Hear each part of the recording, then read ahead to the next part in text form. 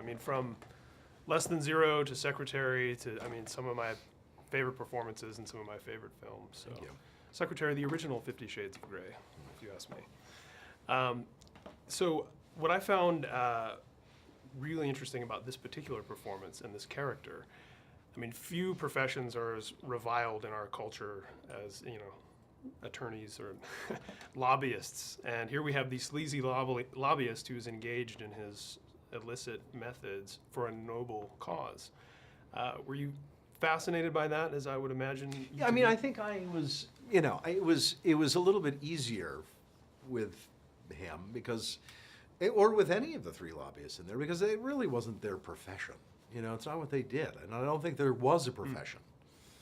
I don't think that existed as a business. You didn't have an office as a lobbyist and a staff, and, you know, that wasn't your, you know, and You didn't hang the shingle outside. so I think that they were, you know, they were sort of amateurs at that. And amateurs in any sort are endearing when depicted in a drama because they are, you know, going to screw up. Yeah, there's a certain bumbling nature Yeah, to and that's always, there's something endearing about that. Yeah, and in a film that obviously carries such dramatic weight with this kind of subject matter, you have an opportunity to, you know, be a little bit of the relief, as it were. Yeah. Kind of as soon as you show up.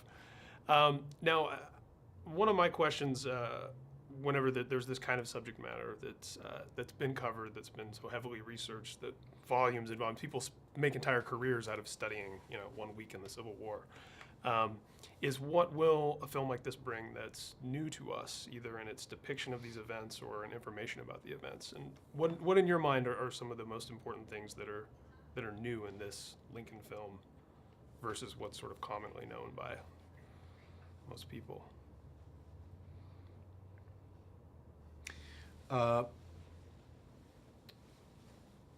I think it clarifies, because the percentage of the population of the world that fits into what you just described is very, very small.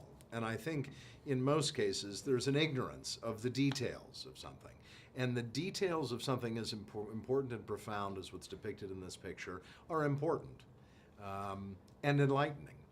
But I think also to take historical events and see them through the prism of life and daily life and trying to even get through the day or the night, and the people who are struggling in that struggle, I think allows us to relate to that in a way that you don't just by being aware of the facts and being aware of the chronology and being aware of the speeches. And I think that when you're taking a slice out of history that's as fine as this, that was affected by everything that came before it and has affected everything that's come after it, I think that it's, for me, it was fascinating when I saw the film, to be able to see that and relate to it just on a human level, on the most primal level. Just to be able to relate to it from that perspective is thrilling.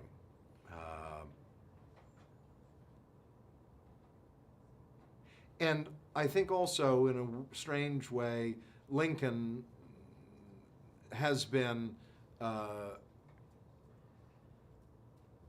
exalted to the stratosphere in terms of, you know, an iconic sort of historic figure. But also, in balance to that, he's been so cheapened, you know, through the years because he is such an iconic image. He's been utilized, you know, he's utilized to sell mattresses or, you know, products, or, you know, his picture is he's in a vampire movie, you know, and I think to see him in a more definitive nature, or from a more definitive point of view, I think is refreshing. I couldn't agree more. I mean, the more you Xerox something, the more you lose the details in all the copies. So.